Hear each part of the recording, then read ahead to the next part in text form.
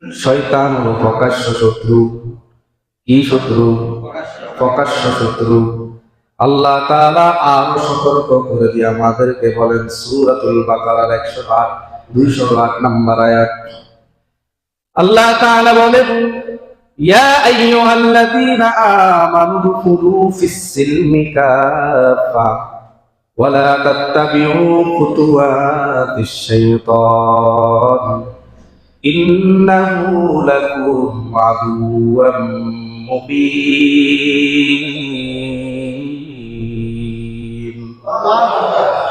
ইয়া আইয়ুহাল্লাযীনা আমানু দুখুলু ফিস-সিলমি কাফা, হে ঈমানদারগণ তোমরা পরিপূর্ণভাবে ইসলামের মধ্যে প্রবেশ করো।